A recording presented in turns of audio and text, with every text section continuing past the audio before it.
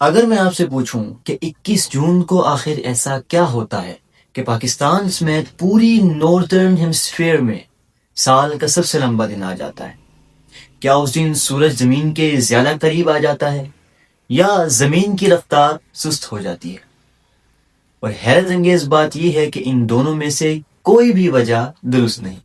اصل راز صرف ایک چیز میں چھپا ہے، ارتھس ایکسیل ٹلٹ۔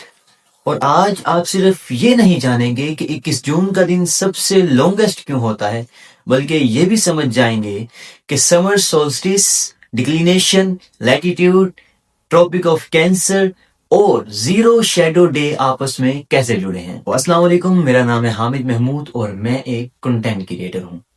ہر سال جون آتے ہی آپ سبھی سنتے ہیں کہ 21 جون سال کا سب سے لمبا دن ہے، لیکن زیادہ تر لوگ صرف یہی بات جانتے ہیں، اس کے پیچھے چھپی سائنس کوئی نہیں جانتا۔ آج ہم یہی کہانی آسان الفاظ میں سمجھیں گے۔ سب سے پہلے زمین کو اپنے ذہن میں لائیں۔ زمین اپنے محور یعنی ایکسس پر تقریباً 23.44 ڈگری جھکی ہوئی ہے۔ اگر زمین بالکل سیدھی ہوتی تو نہ موسم بدلتے اور نہ ہی دن اور رات کی لمبائی میں کوئی فرق آتا۔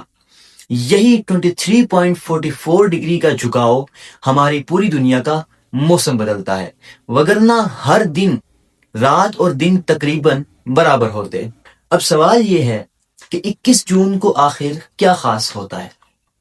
تو زمین جب سورج کے گرد اپنے سالانہ سفر میں اس مقام پر پہنچتی ہے جہاں نارتھ پول سورج کی طرف سب سے زیادہ جھک جاتا ہے، تو اس لمحے کو سمر سولسٹس کہا جاتا ہے۔ اسی وقت سورج کی ڈکلینیشن 23.44 ڈگری پلس ہوتی ہے، یعنی سورج کی شعاعیں سیدھا ٹراپک آف کینسر پر پڑتی ہیں۔ اور یہی وجہ ہے کہ پاکستان سمیت پورے نارتھرن ہیمسفیئر میں سورج آسمان پر سب سے اونچا نظر آتا ہے اور اس کا راستہ لمبا ہو جاتا ہے، نتیجتاً دن کا دورانیہ بھی سب سے زیادہ ہو جاتا ہے۔ اب ایک آسان مثال لیتے ہیں۔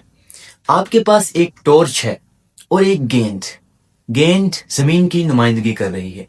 اگر گیند بالکل سیدھی ہو تو ٹارچ کی لائٹ گیند کے دونوں طرف برابر پڑ رہی ہوگی، لیکن اگر آپ گیند کو 23.44 ڈگری جھکا دیں گے تو روشنی زمین کے اوپر والے حصے پر زیادہ دیر تک پڑے گی، جبکہ نیچے والا حصہ جلد اندھیرے میں چلا جائے گا۔ اور بالکل یہی ہماری زمین کے ساتھ ہوتا ہے۔ اسی لیے جون میں شمالی نصف حصے میں دن لمبے اور راتیں چھوٹی ہو جاتی ہیں، جبکہ جنوبی نصف حصہ جیسے آسٹریلیا، نیوزی لینڈ اور جنوبی افریقہ میں اسی وقت الٹا نظام چل رہا ہوتا ہے۔ وہاں 21 جون کو سال کا سب سے چھوٹا دن اور سب سے لمبی رات ہوتی ہے۔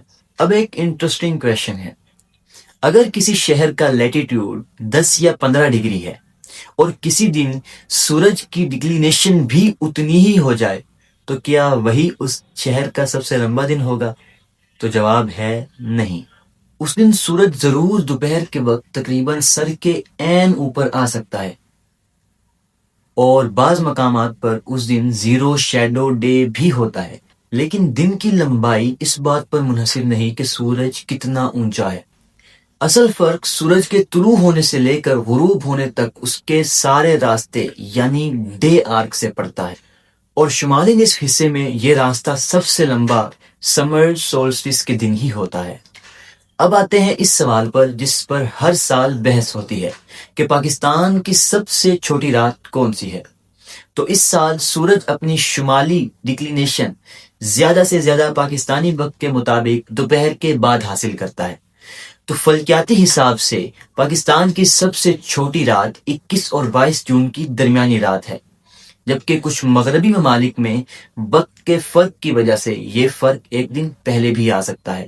صرف 23.44 ڈگری کا جھکاؤ اور پوری دنیا کے موسم بدل جاتے ہیں، کہیں سردی، کہیں گرمی، کہیں سب سے لمبا دن اور کہیں سب سے لمبی رات۔ یہی وہ حیرت انگیز توازن ہے جس پر ہماری پوری زمین کا نظام قائم ہے۔ اور اگر آپ اپنے شہر کے لیٹیٹیوڈ کے بارے میں اور فلکیاتی معلومات جاننا چاہتے ہیں تو آپ ulumweb.com پر جا کر بہت کچھ جان سکتے ہیں۔ اگر آج آپ نے کچھ نیا سیکھا تو اسے زیادہ سے زیادہ شیئر کریں تاکہ زیادہ لوگ اس دلچسپ فلکیاتی معلومات کے بارے میں جان سکیں۔ اگر ویڈیو اچھی لگی ہو تو لائک ضرور کر لیں۔ اور چینل کو سبسکرائب بھی کر لیں. شکریہ. اللہ